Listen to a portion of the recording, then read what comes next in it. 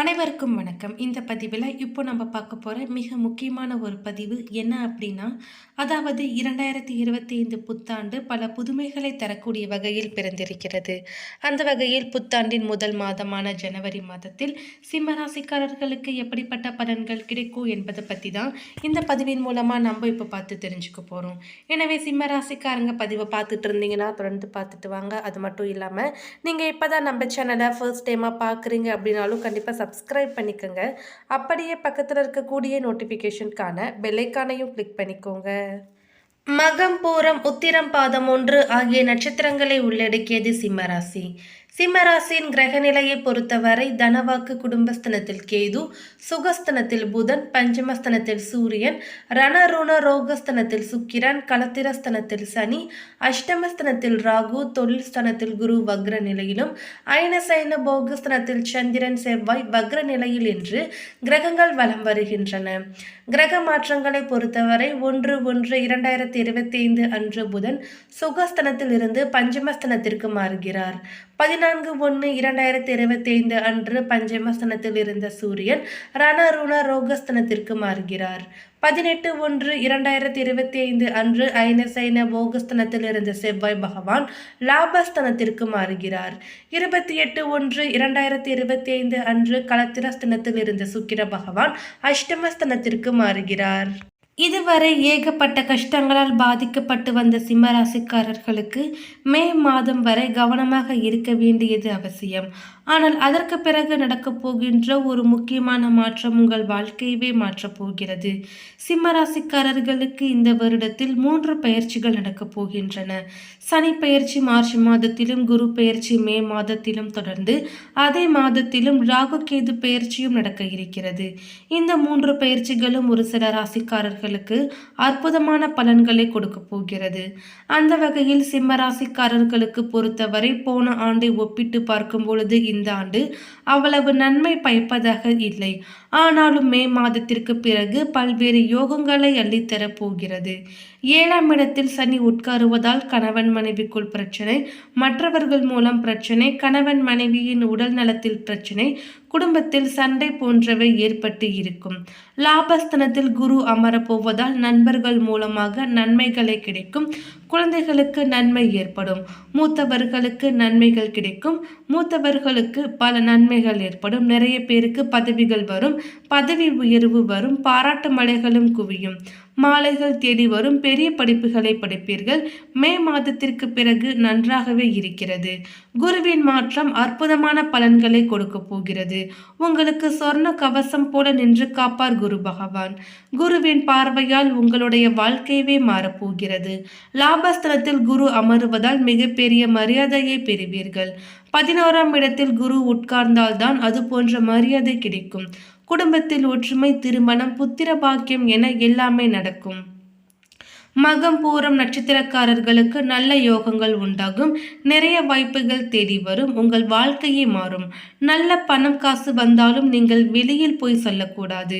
8ஆம் இடத்தில் 3 கிரகங்கள் உட்காரும் பொழுது உங்களுடைய வளர்ச்சி குறித்து யாருடன் சொன்னாலும் திருஷ்டிப்பட்டு போய்விடும். 2025 மார்ச் மாதம் வரை இந்த பிரச்சனை தொடர்ந்து கொண்டேதான் இருக்கும்.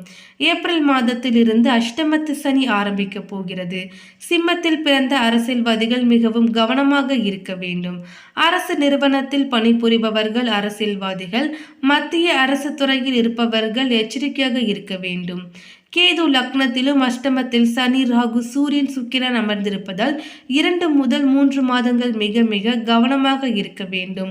உங்களுடைய வீட்டில் இருப்பவர்களின் 2 பேரின் உடல் நலனில் கட்டாயமாக பிரச்சனை ஏற்படலாம்.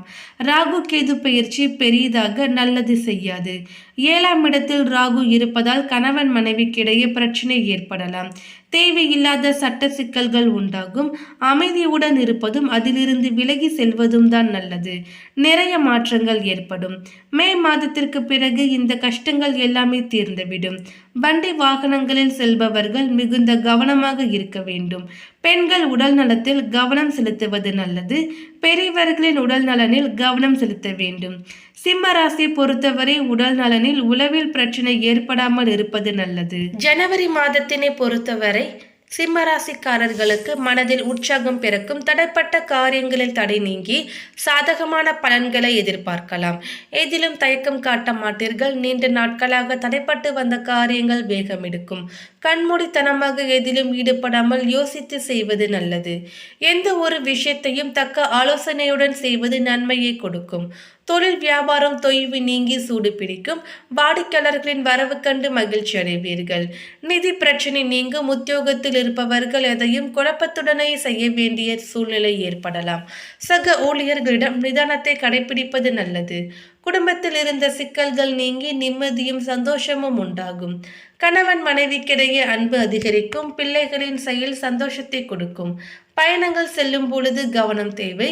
சகோதரர்களிடம் கருத்து வேற்றுமை உண்டாகலாம். பெண்களுக்கு எதிலும் தயக்கம் காட்டாமல் துணிச்சலான காரியங்களை செய்து முடிப்பீர்கள்.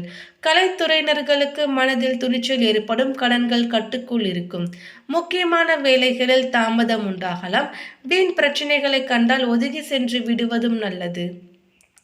முன்னேற்றம் காண அதிகமாக உழைக்க வேண்டி இருக்கும். எதிர்பார்த்த உதவி கிடைக்கும். அரசியல் துறையினர்களுக்கு எதிர்பார்த்த ஒரு சில தகவல்கள் தாமதமாக வரலாம். உடன் இருப்பவர்களிடம் கவனமாக இருப்பது நல்லது. ஒரு சில காரியங்களில் அவசரமாக முடிவெடுப்பதை தவிர்க்க வேண்டும். முக்கிய நபர்களின் அறிமுகம் கிடைப்பதுடன் அவர் மூலம் உதவியும் கிடைக்கும். வெளியூர் பயணம் செல்ல நேரிடலாம். மாணவர்களுக்கு கல்வியில் எதிர்பார்த்த வெற்றி கிடைக்க பாடுபட்டு படிப்பீர்கள். உங்கள் ராசிக்கு சந்திரன் 5ஆம் வீட்டில் நிற்கும் பொழுது 2025 புத்தாண்டானது பிறந்திருக்கிறது. அடிப்படை வசதி வாய்ப்புகள் பெருகும். வருமானத்தை உயர்த்த அதிகமாக உழைப்பீர்கள். புதிய சிந்தனைகளும் உதயமாகும். வருங்கால திட்டங்கள் பலவும் நிறைவேறும். சாதுரியமான பேச்சாலும் சமயோஜித புத்தியாலும் பழைய பிரச்சனைகளை தீர்ப்பீர்கள். ஒரு சிலருக்கு குழந்தை பாக்கியமும் உண்டாகும். பிள்ளைகளால் உறவினர்கள் மத்தியில் அந்தஸ்து உயரும். கடன் பிரச்சனையில் ஒரு பகுதி தீரும். உங்களை சுற்றி இருப்பவர்களின் சுயரூபம் தெரிந்து இனி செயல்பட தொடங்குவீர்கள். தடைப்பட்டு இருந்த கட்டட வேலைகளை தொடங்குவீர்கள். அதற்கு வங்கி கடனுதவியும் கிடைக்கும். ஒரு சிலர் பழைய வீட்டை இடித்து கட்டுவீர்கள். வருடம் தொடங்கும் பொழுது செவ்வாய் 12ஆம் வீட்டில் நிற்பதால் சுப செலவுகள் அதிகரிக்கும். சகோதர சகோதரிகளால் அவ்வப்பொழுது அலைச்சலும் டென்ஷனும் இருக்கும் என்றாலும் அவர்களால் ஆதாயம் இருக்கிறது. வழக்கில் அவசரமான முடிவுகளை எடுக்க வேண்டாம். நிதானமாக யோசித்து முடிவெடுக்க வேண்டும். சனி பகவான் 7இல் நின்று கண்டக சனியாக திகழக்கூடிய நிலையில் கணவன் மனைவிக்குள் வீண் சந்தேகம் ஈகோ பிரச்சனையால் பிரிவுகள் வரலாம். வாழ்க்கை துணைவருக்கு மருத்துவ செலவு ஏற்படும். கவனக்குறைவு மற்றும் மறதியின் காரணமாக விலை உயர்ந்த நகை பணம் செல்போன் போன்றவற்றை இழக்க நேரிடலாம். யாருக்கும் சிபாரிசு செய்ய வேண்டாம். நயமாக பேசுபவர்களை நம்பி ஏமாற வேண்டாம். எவ்வளவு பணம் வந்தாலும் பற்றாக்குறை இருந்து கொண்டு இருக்கும். இருந்தாலும் சமாளிப்பீர்கள். ஏப்ரல் 25 வரையிலும் உங்கள் ராசிக்கு 2ஆம் வீட்டில் கேதுவும் 8இல் ராகுவும் அமர்ந்திருப்பதால் சிறு சிறு விபத்துகள், ஏமாற்றங்கள், வீண் விரயம், இனம் தெரியாத கவலைகளும் வந்து செல்லும். ஒரு சிலர் உங்கள் வாயை கிளறி வேடிக்கை பார்ப்பார்கள். அதிகம் பேச வேண்டாம். பார்வை கோளாறு, பல்வலி, காது வலி, கணுக்கால் வலி போன்றவை வந்து செல்லும். ஏப்ரல் 26க்கு பிறகு வருடம் முடியும் வரை உங்கள் ராசிக்குள்ளேயே கேது பகவானும் ராசிக்கு 7ஆம் வீட்டில் ராகுவும் அமர்வதால் கோவில் விசேஷங்களை முன்னின்று நடத்துவீர்கள். புண்ணிய தலங்களுக்கு சென்று வருவீர்கள். ஒரு சிலருக்கு திடீர் பயணங்கள் இருக்கிறது. தூக்கம் குறையும். யாரையும் எளிதில் நம்பி ஏமாற வேண்டாம். சில காரியங்களை நீங்களே முன்னின்று முடிப்பது நல்லது. கணவன் மனைவிக்குள் வீண் சந்தேகம், ஈகோ பிரச்சனையால் பிரிவு வரலாம். வாழ்க்கை துணைவருக்கு இரத்த அழுத்தம், சர்க்கரை அளவு குறைபாடு போன்றவைகளால் பிரச்சனை வரலாம். வழக்குகளால் நெருக்கடியும் வந்து நீங்கும். இந்த ஆண்டின் தொடக்கம் முதல் 10/5/2025 வரை குரு உங்கள் ராசிக்கு 10ஆம் வீட்டில் நிற்பதால் அடுக்கடுக்கான வேலைகளால் அவதிக்கு உள்ளாவீர்கள். மறைமுகமான அவமானம் வந்து நீங்கும். கௌரவம் குறைந்து விடுமோ என்ற அச்சமும் ஏற்படலாம். மகளுக்கு நல்ல வரன் அமையும். வியாபாரிகளுக்கு பெரிய முதலீடுகள் போட்டு சிக்கிக் கொள்ள வேண்டாம். குறைத்து விற்பனை செய்ய வேண்டியது வரும். உத்தியோகஸ்தர்களுக்கு மேல் அதிகாரிகளால் அவ்வப்பொழுது பிரச்சனை ஏற்படலாம். உங்களின் பெயரை கெடாமல் பார்த்து கொள்ள வேண்டும். ஒரு சிலருக்கு விருப்பமற்ற இடமாற்றமும் வரும்.